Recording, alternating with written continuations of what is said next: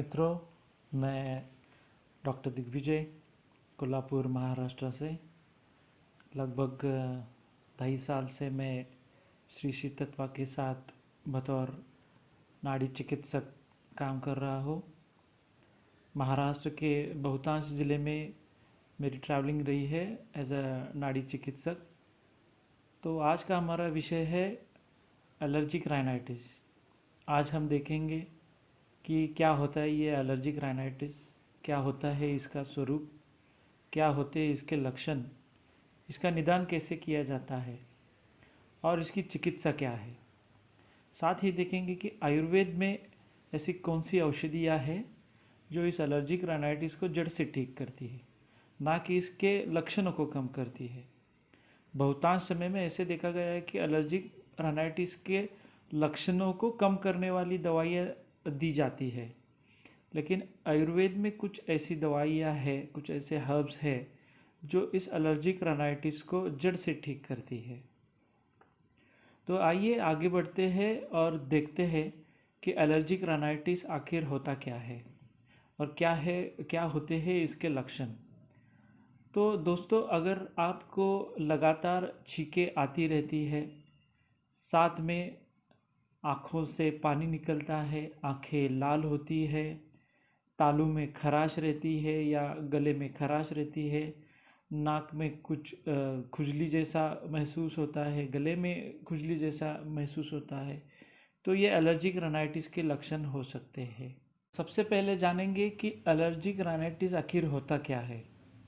Allergic rhinitis, जिसे हम नाक की एलर्जी भी कह सकते हैं, वैसे तो आयुर्वेद में इसका परिचय जो है वो प्रतिशाय ऐसे किया गया है, क्योंकि जो सामान्य रूप से एलर्जिक राइनाइटिस के लक्षण है और ग्रंथकारों ने यानी कि आयुर्वेद के ग्रंथों में जो प्रतिशाय के लक्षण जो बताए गए हैं वो मिलते जुलते हैं, तो इसे हम प्रतिशाय भी कह सकते हैं आयुर्वेद के दृष्टिकोण से।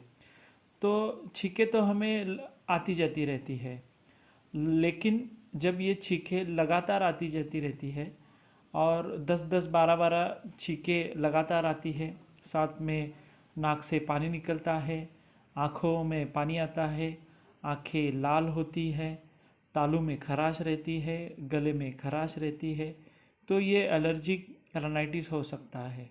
स्नीजिंग यानी छींकें, ये एलर्जिक राइनाइटिस का एक प्रमुख लक्षण है और ये छींकें जब लगातार आती है, सुबह के समय में आती है, तो हम इसे एलर्जिक राइनाइटिस या नाक की एलर्जी या आयुर्वेद के दृष्टिकोण से कहा जाए तो इसे हम प्रतिशाय भी कह सकते हैं। ये आगे बढ़ते हैं और देखेंगे कि आखिर ये एलर्जी या एलर्जिक राइनाइटिस होता क्यों है। तो इससे पहले हम समझते हैं कि हमारा एक इम्यून सिस्टम रहता है, जिसे आयुर्वेद में कहा गया है कि वैदिक क्षमत्व। अब ये इम्यून सिस्टम क्या काम करता है? तो ये इम्यून सिस्टम ऐसे काम करता है कि ये जो बैक्टीरियाज रहते हैं या वायरसेस रहते हैं या कुछ सूक्ष्म जीव रहते हैं, तो इनसे हमारे शरीर की रक्षा ये हमारा इम्यून सिस्टम करता है। लेकिन जब ये इम्यून सिस्टम उन चीज़ों पर भी अटैक करता है कि जिनसे हमारे शरीर को कोई खतरा नहीं है, तो तब जाके ये एलर्जी बनती है। कि आप अभी समझिए कि आपने सांस ली, सांस के साथ कुछ पोलन या डस्ट आपके नाक से एंटर कर गए आपके शरीर में, तो हमारा इम्यून सिस्टम जो रहता है तो उन पे अटैक करता है और अटैक करने के बाद उधर एंटीबॉडी और एंटीजन रिएक्शन होता है। इस एंटीबॉडी और एंटीजन रिएक्शन से एक केमिकल प्रोड्यूस होता है जिसे हम कहते हैं हिस्टामाइन। अब ये हिस्टामाइन क्या काम करता है? अब ये हिस्टामाइन हमारे नाक की जो अंतस त्वचा रहती है उसको स्टिमुलेट करता है स्नीजिंग बढ़ाने के लिए या छींके आने के लिए और म्यूकस प्रोडक्शन के लिए। ये क्यों होता है?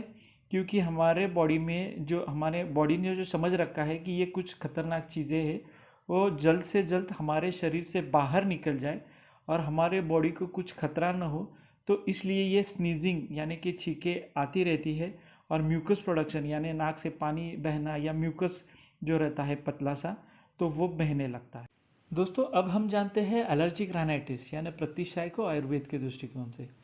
आयुर्वेद में कहा गया है कि वात पित्त कफ ये हमारे शरीर के आधार है, ये 3 दोष है, लेकिन हमारे शरीर के आधार है। अब इनको दोष भी कहा गया है और इन्हें आधार भी कहा गया है, तो इसकी चर्चा भी हम आगे करेंगे।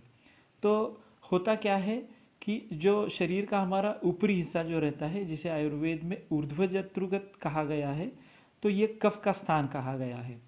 जब आहार विहार गलत हो या निदान सेवन अच्छे से ना हो या ठीक से ना हो, तो वात दोष का प्रकोप होता है। ये जो वात दोष रहता है, यह पित्त और कफ की दुष्टि करता है और ये तीनों मिला के प्रतिशाय जैसे व्याधि को उत्पन्न करते हैं। अब आयुर्वेद की दृष्टिकोण से देखेंगे कि इसके कारण क्या रहते हैं। तो इनमें जो प्रमुख कारण है, तो वो कारण है कि ऋतु विपरीत या काल विपरीत आहार विहार करना, सुबह के ठंडी में टहलना या शीत जल का अधिक सेवन करना, या अजीर्ण होने के बाद भी खाना खाना, या अभिसंधि पदार्थों का सेवन लगातार करते रहना। उसके साथ ही कहा गया है कि अधिक क्रोध में रहना, रात्रि का जागरण करना। तो ये सब आयुर्वेद के दृष्टिकोण से प्रतिशाय के हेतु बताए। और कारणों पर भी चर्चा करेंगे, जैसे कि धूलिकण है, पोल्यूशन है, जो अभी के समय में बहुत ज़्यादा मायने रखता है। पोल्यूशन से भी एलर्जी होती है। धूम्रपान है, या जब जन्म के समय बच्चे का वज़न जब कम होता है, तो उस ऋतु में उस बच्चे को एलर्जी हो सकती है। साथ ही बच्चे ने जन्म के समय माता का दूध पिया नहीं हो, उसको बॉटल फीड कराया गया हो, तो उसकी वजह से भी एलर्जी बन सकती है। और आंशिक रूप से भी एलर्जी हो सकती है। साथ में परागकण, ये तो बताया ही है। और जानवरों के बाल, कुछ ऐसी चीज़ें जिनके संपर्क में हमेशा रहने से, मतलब कुछ केमिकल हो या कुछ रासायनिक चीज़ें हो, तो उनके संपर्क में आप जब हमेशा रहते हो, तो उन चीज़ों से भी आपको यह एलर्जी हो सकती है। तो आगे बढ़ते हैं और देखेंगे कि इसके मेन सिम्टम्स क्या है, मतलब इनके लक्षण क्या है। तो पहले ही बताया है कि स्नीजिंग यानी कि छींके आना, लगातार छींके आना, ये इसका मेन यानी कि प्रमुख लक्षण है। अब ये छींके जो रहती है, ये सुबह के समय में भी ज़्यादा आती है। तो मेडिकल साइंस में तो इसके विस्तार में कुछ ज़्यादा नहीं है कि ये सुबह ही क्यों आती है, लेकिन इसके कुछ 2 एट्रीब्यूशंस है। जैसे कि सुबह के समय में पोलन जो रहते हैं, यानी कि परागकण जो रहते हैं, उसका कंसंट्रेशन हवा में ज़्यादा मात्रा में रहता है, तो उसकी वजह से ये सुबह के छींके ज़्यादा मात्रा में आ सकती है। साथ में रात को सोते समय जो कुछ इकट्ठा टॉक्सिन्स रहते हैं, तो उनके वजह से भी ये सुबह के समय छींके ज़्यादा आती है। साथ में नाक से पानी निकलता है, आंखें लाल हो सकती है, आंखों से पानी निकलता है। कुछ पेशेंट ये भी बताते हैं कि उनके तालू या नाक में कुछ रौंग रहा है, तो ऐसे भी लक्षण आ सकते हैं। गले में खराश रहती है, तो ये नाक बंद हो सकता है। तो ये प्रमुख लक्षण है।